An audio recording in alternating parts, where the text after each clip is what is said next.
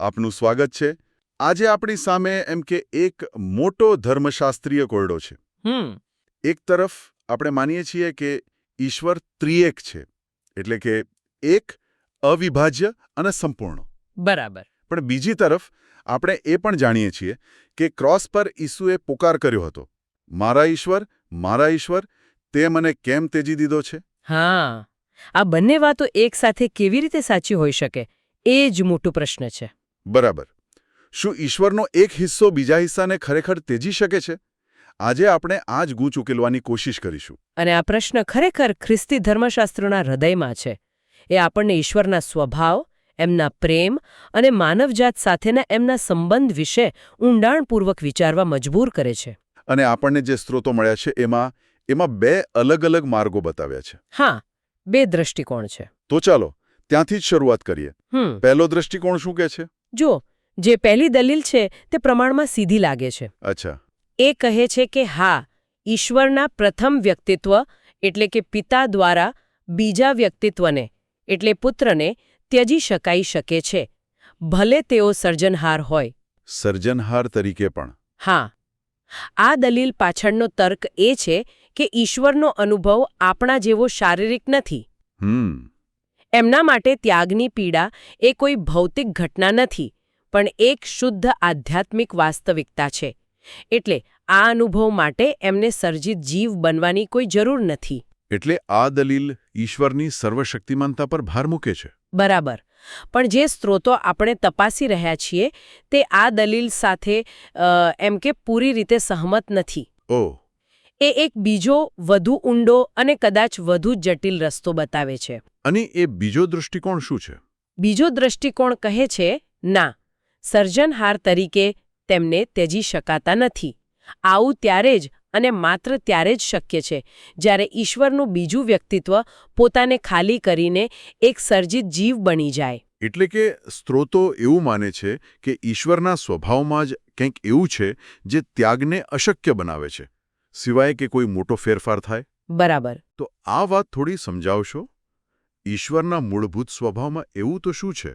અહીં જ આખી ચર્ચાનો મુખ્ય મુદ્દો છુપાયેલો છે. સ્ત્રોતો અનુસાર ઈશ્વરનું બીજું વ્યક્તિત્વ એ પ્રથમ વ્યક્તિત્વથી અલગ નથી. અચ્છા. પણ તેમનું જ સ્વરૂપ છે, તેમની સમાન છે. તેઓ બંને શાશ્વત અને અનંત છે. આ અવસ્થાને સ્ત્રોતો શાશ્વત અનંતતા કહે છે. શાશ્વત અનંતતા? હા, અથવા હંમેશા શાશ્વત. આ ઈશ્વરનું પોતાનું અસ્તિત્વનું ક્ષેત્ર છે અને આ ક્ષેત્રમાં પાપ, મૃત્યુ, દુઃખ કે પછી ત્યાગ એવી કોઈ નકારાત્મક વસ્તુનું અસ્તિત્વ જ શક્ય નથી. બિલકુલ. કારણ કે આ બધી વસ્તુઓ સંપૂર્ણતામાં ખામી દર્શાવે છે અને ઈશ્વરનું ક્ષેત્ર સંપૂર્ણ છે. એક મિનિટ, આ વાત મને થોડી ગૂંચવણમાં નાખે છે. પૂછો. જો ઈશ્વરના પોતાના ક્ષેત્રમાં ત્યાગ જેવી કોઈ વસ્તુ છે જ નહીં, તો શું એનો અર્થ એવો નથી થતો કે ક્રોસ પર જે અનુભવ થયો તે કોઈક રીતે ઓછો વાસ્તવિક હતો? શું એ ફક્ત આપણા માટે એક પ્રદર્શન હતું? આ એકદમ યોગ્ય પ્રશ્ન છે અને સ્ત્રોતો આનો જવાબ આપવાનો પ્રયાસ કરે છે. તેને આ રીતે સમજી શકાય. કઈ રીતે? માની લો કે ઈશ્વરનું ક્ષેત્ર એટલે કે શાશ્વત અનંતતા એક એવું કમ્પ્યુટર ઓપરેટિંગ સિસ્ટમ છે. ઓકે. જેના મૂળભૂત કોડમાં પાપ કે મૃત્યુ નામનો વાયરસ ચાલી જ ન શકે. એ કોડ સાથે સુસંગત જ નથી. અચ્છા. હવે સમય અને અવકાશ એટલે કે આપણું બ્રહ્માંડ એ ઈશ્વરે બનાવેલો એક અલગ પ્રોગ્રામ છે. એક સેન્ડબોક્સ જેવો. બરાબર, એક સેન્ડબોક્સ જેવો. અને આ સેન્ડબોક્સમાં એમણે આવા તત્વોને અસ્તિત્વમાં આવવાની છૂટ આપી, એક ખાસ હેતુ માટે. વાહ, આ સરખામણીથી વાત સ્પષ્ટ થાય છે. તો સમય, અવકાશ, જીવન, મૃત્યુ આ બધી વસ્તુઓ એ સેન્ડબોક્સના નિયમો છે, ઓપરેટિંગ સિસ્ટમના નહીં. ખરું. અને પાપ અને ત્યાગ જેવી ઘટનાઓ ફક્ત આ સેન્ડબોક્સની અંદર જ ઘટી શકે છે. બિલકુલ. ઈશ્વરના પોતાના ક્ષેત્રમાં એમની ઈચ્છાનો વિરોધ કરતી કોઈ શક્તિ જ નથી. ત્યાં બધું સંપૂર્ણ સુમેળમાં છે.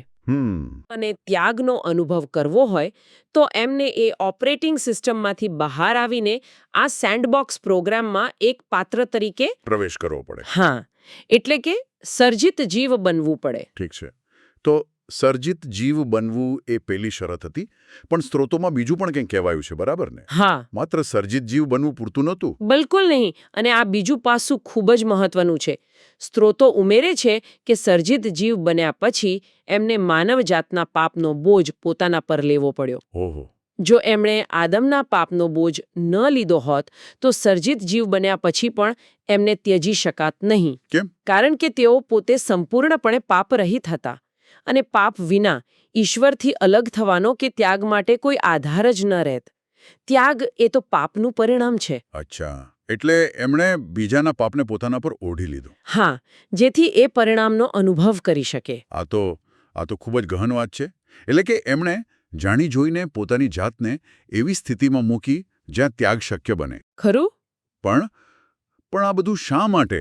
આટલું મોટું દૈવી નાટક રચવાની શી જરૂર હતી? જો ઈશ્વર સર્વશક્તિમાન છે તો શું તેઓ સીધી રીતે જ માનવજાતને માફ ન કરી શક્યા હોત? આ પ્રશ્ન આપણને કેવી રીતે માંથી શા માટે તરફ લઈ જાય છે, અને સ્ત્રોતોનો જવાબ એટલે થોડો આશ્ચર્યજનક છે. શું છે એ જવાબ? કારણ એ છે કે સર્જિત જીવો એટલે કે આપણે આપણી મર્યાદિત ઇન્દ્રિયોથી ઈશ્વરની અનંતતાને સીધી રીતે જોઈ કે સમજી શકતા નથી. બરાબર. ઈશ્વરે સમય અને અવકાશની રચના જેવી રીતે કરી છે કે આપણે એમને સીધા અનુભવી શકતા નથી. અને જો આપણે એમને જોઈ જ ન શકીએ તો એમના પ્રેમને કેવી રીતે સમજી શકીએ? બરાબર. અને જો પ્રેમ જ ન સમજી શકીએ તો બદલામાં પ્રેમ કેવી રીતે કરી શકીએ? આ તો એક મોટી સમસ્યા લાગે છે. બિલકુલ. આ જ સમસ્યાના ઉકેલ માટે ઈશ્વરે પોતે જ સર્જિત જીવ બનીને સમય અને અવકાશમાં પ્રવેશીને પોતાને પ્રગટ કર્યા. આપણી વચ્ચે આવીને? હા. એમણે આપણી ભાષામાં આપણા અનુભવો દ્વારા આપણી દુનિયામાં આવીને વાત કરી, અને આ પ્રાગટ્યની પરાકાષ્ઠા એ ક્રોસ પર જોવા મળી. વાહ!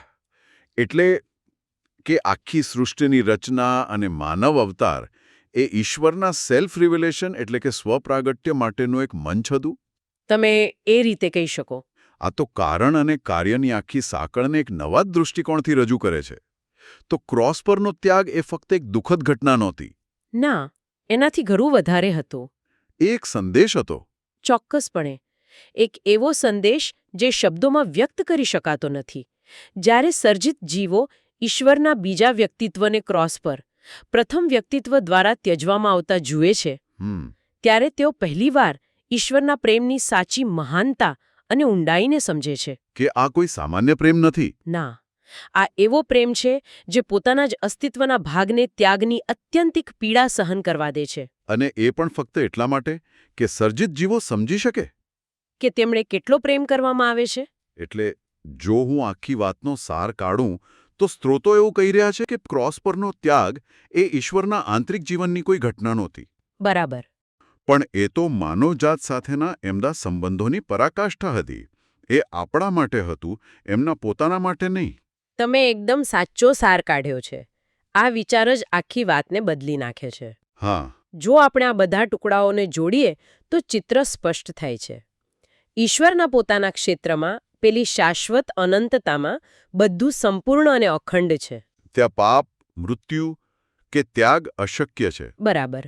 પરંતુ આપણા સર્જિત સમય અને અવકાશના માળખામાં, જ્યાં માનવો અને દેવદૂતો જેવા જીવો અસ્તિત્વ ધરાવે છે, ત્યાં આ બધું શક્ય બને છે. ઈશ્વરના પુત્રનો ત્યાગ એ એક એવી ઐતિહાસિક ઘટના છે જે સર્જિત દુનિયામાં સર્જિત જીવો માટે ઈશ્વરના પ્રેમને સાબિત કરવા માટે બની હતી. એ ઈશ્વરના શાશ્વત સ્વભાવનો ભાગ નથી, પણ સર્જન સાથેની એમની યોજનાનો એક નિર્ણાયક ભાગ છે. બરાબર. એ જ. આ સમજૂતી ઘણા પ્રશ્નોના જવાબ આપે છે, પણ સાથે સાથે કેટલાક નવા અને કદાચ વધુ ગહન પ્રશ્નો પણ ઊભા કરે છે. હા, અને મને લાગે છે કે સ્ત્રોતો પોતે પણ અંતમાં આ વાત સ્વીકારે છે. પ્રશ્નો ઊભા થાય છે તે ખરેખર મનને હલાવી દે તેવા છે. પહેલો પ્રશ્ન તો એ જ છે જે મેં પહેલા પૂછ્યો હતો.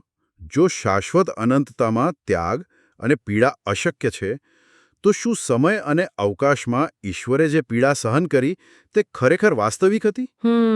શું ક્રોસ પરની ભયંકર પીડા, એ ત્યાગની વેદના ઈશ્વર માટે માત્ર એક સ્વપ્ન જેવી હતી, જે ફક્ત આપણા સેન્ડબોક્સમાં જ વાસ્તવિક હતી? હા, પણ એમની મૂળભૂત શાશ્વત વાસ્તવિકતામાં તેનું કોઈ અસ્તિત્વ નહોતું. આ વિચાર થોડો અસ્વસ્થ કરી દે એવો છે. તે ખરેખર અસ્વસ્થ કરનારો વિચાર છે, કારણ કે તે ક્રોસના બલિદાનના મહત્વને કદાચ ઓછું કરતો હોય તેવું લાગે. બરાબર. પણ સ્ત્રોતો એક બીજો વિકલ્પ પણ રજૂ કરે છે. જે કદાચ તેનાથી પણ વધુ ગૂંચવણ ભર્યો છે. એ કયો વિકલ્પ છે? શું એવું બની શકે કે ઈશ્વર ક્રોસની પીડાને હંમેશા અનુભવે છે? હંમેશા. તમારો મતલબ શું છે? જુઓ, ઈશ્વર સમયથી પર છે. એમના માટે ભૂતકાળ, વર્તમાન કે ભવિષ્ય જેવું કંઈ નથી. એ શાશ્વત વર્તમાનમાં જીવે છે. બરાબર. તો શું એવું બની શકે કે તેઓએ શાશ્વતતામાં સૃષ્ટિના સર્જનનો આનંદ, માનવજાતના પતનનું દુઃખ, ક્રોસની વેદના અને પુનરુત્થાનના વિજય? આ બધું એક જ સમયે? હા, એક સાથે હંમેશા અનુભવે છે. શું તે બધી લાગણીઓ તેમના શાશ્વત વર્તમાનનો એક અવિભાજ્ય ભાગ છે? આ તો કલ્પના બહારની વાત છે. એક જ સમયે અનંત આનંદ અને અનંત પીડાનો અનુભવ કરવો. આપણું મન આ વાતને સમજી જ ન શકે. બિલકુલ નહીં. અને સ્ત્રોતોનો અંત આ જ નમ્ર સ્વીકૃતિ સાથે થાય છે. તેઓ કહે છે કે આ પ્રશ્નોનો કોઈ ચોક્કસ જવાબ આપણી પાસે નથી. એ આપણી સમજની બહાર છે. સંપૂર્ણપણે બહાર. સર્જિત જીવ તરીકે આપણે ઈશ્વરના અનુભવને સંપૂર્ણ રીતે ક્યારેય સમજી શકતા નથી. તો સ્ત્રોતો શું સલાહ આપે છે? સલાહ એ છે કે જે બાબતો શાસ્ત્રમાં સ્પષ્ટપણે લખાઈ નથી તેના વિશે વધુ પડતો તર્ક કરીને નિશ્ચિત જવાબો શોધવાનો પ્રયાસ ન કરવો. એમાં જ ડહાપણ છે. આપણે આપણી બુદ્ધિની મર્યાદાઓને સ્વીકારવી જોઈએ. અને કદાચ એ જ સાચી આસ્થાની નિશાની છે.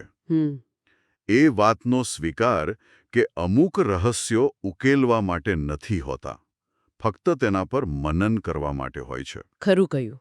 અને આ વિચાર સાથે જ આપણે આજની ચર્ચાને સમાપ્ત કરીએ છીએ. એક એવા રહસ્ય સાથે જે આપણને ઈશ્વરના સ્વભાવની વિશાળતા અને આપણી પોતાની સમજની મર્યાદાઓ પર વિચાર કરવા માટે પ્રેરિત કરે છે.